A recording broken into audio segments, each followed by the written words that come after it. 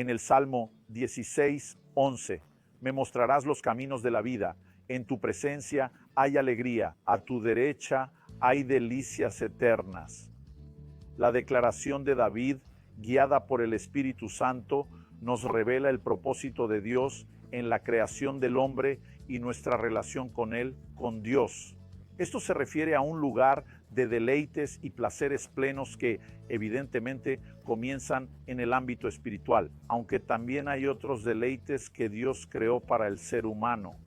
Comprender y relacionarse correctamente con esta perspectiva determina si viviremos lo que Dios planeó para nosotros o no. Este es el tema de nuestra conversación. Quédate y en unos minutos hablaremos más.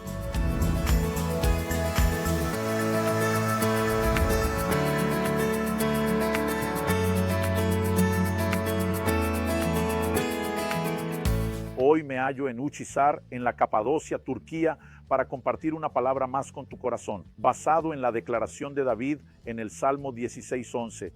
Me harás ver los caminos de la vida, en tu presencia hay plenitud de alegría, a tu derecha hay delicias siempre. Necesitamos reconocer que los caminos de la vida se refieren al sendero, el lugar por donde Dios quiere que caminemos. Dios crea al ser humano con un propósito, y ese propósito es lo que Él espera que podamos entender y corresponder. Y este propósito, la declaración de los caminos de la vida que veremos en Él, debe ser entendida en la perspectiva de las siguientes declaraciones, que se encuentran enlazadas con la primera declaración. En tu presencia hay alegría completa.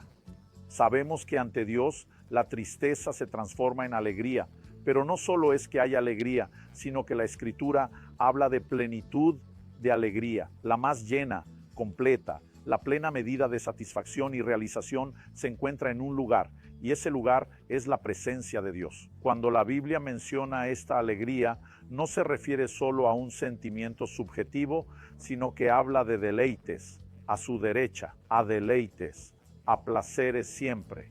Cuando miramos esta perspectiva, Dios crea al hombre para que tenga comunión y relación con él. En Hechos, capítulo 17, Pablo habla en Atenas, el mayor centro filosófico de su época. Él dice, ¿por qué Dios hizo de un solo hombre todas las razas y tribus? En Hechos 17, 26 y 27, leemos sobre este propósito, donde el apóstol Pablo enfatiza que lo busquen. Dios creó al hombre para que lo buscara y tuviera relación con él, como vemos en el primer matrimonio en el jardín del Edén. Alguien dijo que para entender algo, vuelve a la origen. Cuando Dios crea al primer matrimonio, antes de pecar, en plena comunión con Dios, vemos que Él los visitaba a diario en el jardín. Esto implicaba su anhelo de aunar en comunión y establecer relaciones. Aunque en su presencia hay plenitud de alegría, al punto de que un hombre no necesita nada más, aún así, Dios no se opuso a que el hombre tuviera acceso a otras fuentes, otras formas de deleites, alegrías y placeres. Basta darse cuenta de que la palabra de Dios nos muestra que Dios le dice al hombre, puedes comer de todos los árboles del jardín. Ese todos merece ser destacado. Dios pudo haber creado una sola fruta, un único color, una única textura, un solo aroma, un solo sabor, con todos los nutrientes necesarios, pero no lo hizo. Él se esmeró en la variedad de colores, sabores, texturas, olores, frutas de temporada. Uno espera la próxima temporada para que esa fruta que ya disfrutó regrese, y así Dios no quería ofrecer al hombre solo subsistencia. Dios quería ofrecer, junto con eso, deleites. Dios pone en marcha, desde el principio, su maravilloso plan familiar que incluye el matrimonio, dando al hombre una compañera, diciendo que no es bueno estar solo. En otras palabras, Dios nunca se opuso a que el hombre tuviera otras fuentes de alegría, siempre que no compitieran ni privaran al hombre del acceso al lugar de plena comunión con Él. Sin embargo, aunque Dios estableció límites, diciendo que no debes cruzar los límites el día que comas del fruto prohibido,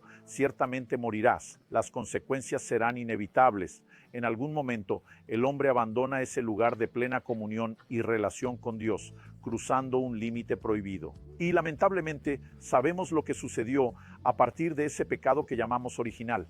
Tenemos la caída no solo del primer casal, sino de toda la humanidad, la perpetuación del pecado y de una naturaleza pecaminosa. Así, a lo largo del Antiguo Testamento, vemos a Dios revelando poco a poco un plan en marcha, que es el plan de redención. Así llegamos a los días de David, el hombre que, inspirado por el Espíritu Santo, hizo la declaración que leemos y el texto que usamos como un punto de partida, como un tipo de guía para nuestra reflexión. David comienza a tener vislumbres del propósito redentor de Dios, que devolverá al hombre la capacidad de disfrutar de la presencia de Dios, cuya presencia manifiesta una plenitud de alegría y realización. Cabe destacar que David no fue un hombre común, no solo en su generación, sino en todo el Antiguo Testamento. Él no fue solo un hombre de fe, no fue solo un gran conquistador y gobernante. Se destaca por un corazón inclinado a adorar a Dios, alguien llamado por Dios un hombre según su corazón, no porque fuera perfecto, ya que la palabra dice que no lo era, sino porque era alguien fascinado por Dios, que en el Salmo 27:4 dice: una cosa pidió el Señor y la buscaré, habitar en su santuario y contemplar su hermosura. Y este hombre que por el Espíritu, llamado profeta en el Nuevo Testamento, percibe lo que Dios restaurará y dice en su presencia la plenitud de alegría. Este hombre fascinado por Dios, que en la presencia de Dios halló tesoros inigualables en algún momento, también pasa un límite que Dios puso y tenemos el relato del pecado, no solo el adulterio con Betsabé, sino del homicidio cometido contra Urías para encubrir el primer pecado. Esto me lleva a hacer la siguiente pregunta: ¿qué lleva a personas como Adán y Eva, que tenían acceso pleno a esta fuente de alegría, a perder eso? ¿Qué lleva a personas como David, quien se destacó en su relación con Dios, a cruzar un límite prohibido? Y no es solo qué llevó a estas personas a cruzar límites. La pregunta es, ¿fue un acto exclusivo de ellos o existe la misma posibilidad y riesgo para mí y para ti? Según la Escritura, el riesgo existe para todos. En Hebreos, capítulo 3, versículos 12 a 14, leemos: tengan cuidado, hermanos, para que ninguno de ustedes tenga un corazón malo que lo aleje del Dios vivo. Al contrario, anímense unos a otros cada día durante el tiempo que se llama hoy, a fin de que nadie sea endurecido por el engaño del pecado, porque somos participantes de Cristo, si realmente mantenemos firme hasta el fin la confianza que desde el principio tuvimos. Advertencias como esta son comunes en el Nuevo Testamento. Tengan cuidado, hermanos, que nadie se aleje del Dios vivo. Solo se aleja quien se acercó primero. Que nadie sea endurecido por el engaño del pecado. Esto muestra que puede sucederle a cada uno de nosotros, lo que me lleva a cuestionar cómo se pierde la sensibilidad hacia Dios, no porque queramos perderla, sino precisamente porque queremos evitar el proceso. Por lo tanto, debemos entender algunas verdades y rápidamente quiero resumirlas. La primera es que quien no valora, no busca. Jesús señala con claridad en Mateo 6:21, donde esté tu tesoro, allí estará también tu corazón, aquello que valoras. Esto no siempre es valor material. Jesús habla de riquezas y del reino de Dios y dice que donde esté tu tesoro, allí estará tu corazón. Tu corazón sigue la dirección del camino que has determinado como destino y delante de ti está aquello que valoras. No solo podemos destacar el camino, sino también la fuerza motriz que te lleva a buscar esas cosas. Esto me ha hecho entender al mirar las Escrituras, que nadie buscará lo espiritual sin darle el valor adecuado. Por eso Jesús dice: no deis a los perros lo que es sagrado y no echéis perlas a los cerdos. Ahora, solo busca quien valora cuando hablamos de Dios. La segunda pregunta práctica es: ¿qué nos impide valorar más a Dios? Creo que la respuesta sigue. En Mateo 6:21, Jesús dice que donde está nuestro tesoro, allí está nuestro corazón. En Mateo 6:24 dice que no se puede servir a dos señores, porque odiará a uno y amará al otro, o se dedicará a uno y despreciará al otro.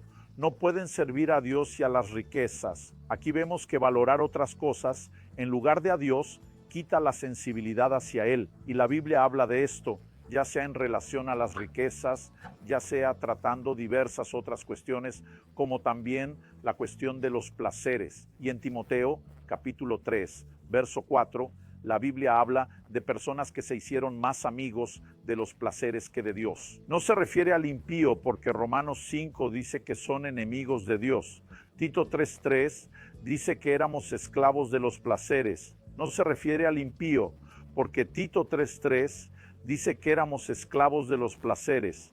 Cuando la Biblia habla de alguien que se hizo más amigo de los placeres que de Dios, se asume que primero fue amigo de Dios, pero ahora busca placeres. No son necesariamente cosas ilícitas, aunque pueden serlo. Una vez escuché a alguien decir que el pecado no da placer, y pensé en mí mismo, si no diera placer, nadie pecaría. Hebreos 11:25 menciona los placeres transitorios del pecado. El problema es que no dura, es un engaño, es un placer inmediato que se termina. Los deleites eternos están en la presencia de Dios. Sin embargo, la valoración de otras cosas en lugar del valor de Dios nos perjudica. La solución es valorar a Dios en detrimento de las otras cosas. Pastor, ¿cómo es que en 2000 años de evangelio nadie ha tenido esta idea o descubrimiento? Por supuesto que hemos tenido. Cada año los clientes se dicen a sí mismos al inicio del año: este año no voy a orar más, voy a leer más la Biblia, voy a buscar más a Dios, y al final no lo logro. Esta valoración no se basa en un simple consentimiento mental, depende de una revelación. Pablo dice que fue por la grandeza de Cristo que consideré las otras cosas como pérdidas. Así que necesitamos entrar en un lugar en Dios donde se abra la percepción espiritual. Para ello, las disciplinas espirituales son muy importantes: la oración y el ayuno. El ayuno nos ayuda a detener placeres. Son lícitos, pero son inferiores y nos despiertan la percepción hacia placeres que solo hallaremos en la presencia de Dios. Mi oración es que no solo puedas, a través de la actitud correcta de valorar a Dios, tener este descubrimiento cultivando esta conciencia con estas disciplinas, sino que además de mantener la sensibilidad hacia Dios, puedas desarrollarla, crecer en ella. Que el Señor Jesús realmente ilumine tu comprensión de estos principios y que vivas la plenitud de lo que Él tiene para ti.